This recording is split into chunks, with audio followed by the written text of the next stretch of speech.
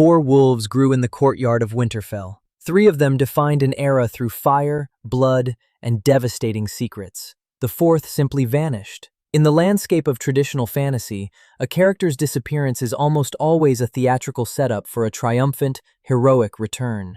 But in the clinical, unforgiving reality of George R.R. Martin's universe, the vanishing of Benjen Stark is not a hero's journey delayed.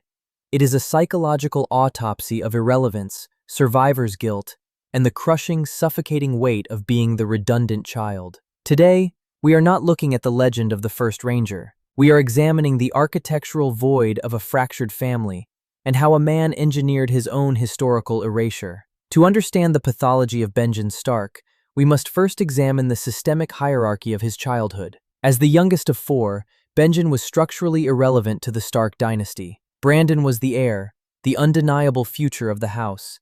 Ned was the spare, the quiet, tactical reserve. Lyanna was the political currency, possessing a wild beauty that could forge continental alliances. Benjen was the ghost in the courtyard. We see this behavioral pattern of the 4th child clearly during the tourney at Harrenhal. While his siblings are at the center of the political and emotional vortex, Brandon loudly challenging rivals, Lyanna fiercely defending honor, Ned silently observing, Benjen operates entirely in the margins. When he offers to find armor for the Crannogman Howland Reed, it is not a grand, cinematic gesture of chivalry. It is the instinctual reflex of a child accustomed to facilitating others rather than claiming the spotlight for himself. He is the observer, the boy who teases his sister at the feast but leaves no footprint on the geopolitical landscape. But the true psychological rupture, the trauma that would permanently forge his isolation, occurs during Robert's rebellion. While his father is roasted alive in his own armor, while his eldest brother strangles himself to death in the Red Keep, and while his sister vanishes into the mountains of Dorne, Benjen is left completely alone in Winterfell. He is a teenager trapped in the echoing, freezing halls of his ancestors, entirely helpless, watching the systemic collapse of his family from the sidelines. This kind of passive, paralyzing trauma breeds a profound strain of survivor's guilt. He was the Stark in Winterfell, but he was entirely powerless to protect the pack. When the dust of the rebellion settles and Ned returns, the psychological alienation of Benjen is complete. Ned does not return alone. He brings a new southern wife, a true-born heir, and a bastard son. The dynasty has been reset. When Benjen looks at this new, self-contained family unit, he realizes a clinical, mathematical truth. He is a relic of a dead era. There is no land for him, no title, and no structural purpose in this new geopolitical architecture. When Benjen takes the black and joins the Night's Watch, pop culture views it as a noble, honorable sacrifice. Psychologically, it is the ultimate act of self-exile.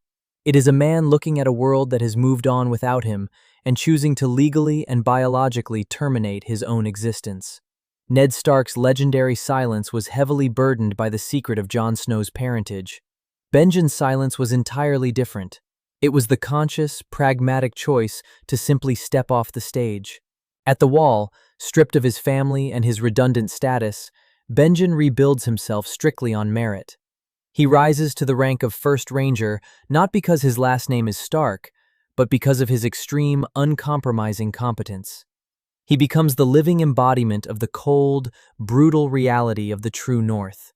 Even Mance Rayder, the king beyond the Wall, risks infiltrating the feast at Winterfell solely to get a look at the man who has become his greatest tactical obstacle. Benjen is no longer the ghost of Winterfell. He is the apex predator of the haunted forest. We see this clinical pragmatism perfectly demonstrated during that very feast at Winterfell. When a 14-year-old Jon Snow approaches his uncle, intoxicated by romanticized delusions of an honorable brotherhood, Benjen does not comfort him. He delivers a brutal psychological blow. He coldly informs the boy that the Watch takes no part and that Jon has no idea what he is giving up, specifically the ability to father children. Benjen intentionally inflicts emotional pain on his nephew, choosing to anger him rather than coddle him. Because anger is a survival mechanism in the cold, whereas naive romanticism is a death sentence. When Jon eventually arrives at the Wall, Benjen permanently shatters his illusions. He delivers the harsh, unforgiving diagnosis that a noble surname buys absolutely nothing in a frozen penal colony populated by rapists and thieves. Benjen does not act as a loving uncle. He acts as a psychological catalyst, forcing Jon to transition from an entitled, sulking child into a pragmatic survivor. And then, the first ranger vanishes. In the television adaptation, this mystery was cheaply resolved. The showrunners merged him with the entity known as Coldhands, offering the audience a neat, easily consumable conclusion.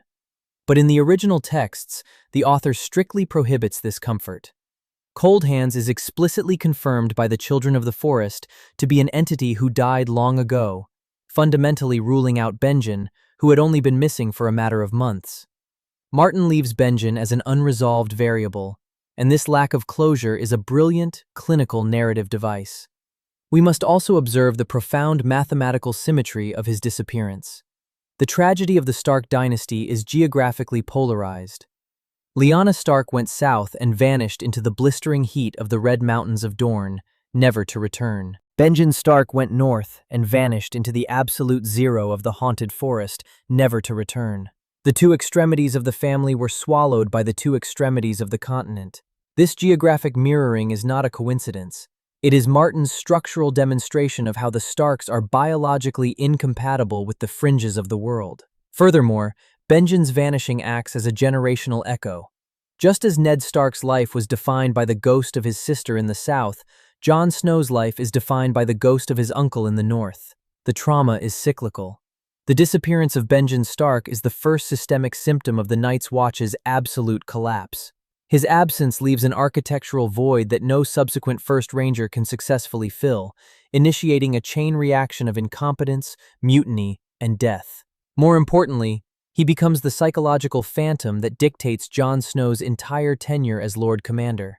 Every decision Jon makes, every ranging party he sends out, is heavily influenced by the subconscious, traumatized drive to complete his uncle's unfinished patrol. Benjen becomes a wound that the narrative refuses to stitch shut. The Lannisters bury their dead with gold and grand processions. The Targaryens burn theirs with dragonfire and spectacle. The Starks simply lose theirs to the cold. Benjen Stark is the ultimate representation of his house's true, tragic nature. He was the redundant child, the silent observer, and the pragmatic soldier. He did not die a glorious death on a battlefield. He simply walked into the dark and became the chilling, unanswered question of the North. The autopsy of Benjen Stark's psychological erasure concludes here. But the geopolitical graveyard of Westeros is vast, and the architectural failures of its great houses are far from fully documented. If you possess the analytical endurance to dissect these historical voids, and if you demand clinical reality over comfortable television conclusions, ensure your connection to this archive is permanent. Subscribe and feed the algorithm. The examination table is currently clear. Descend into the comments and submit the next piece of lore for our dissection. Which historical fabrication or systemic collapse requires a clinical autopsy next? The infrastructural hubris of the doom of Valyria? The genetic isolation and psychological rot of the Ironborn? Or perhaps the geopolitical suicide of the Rain Rebellion? State your case below. Until the next evaluation, keep your mind sharp.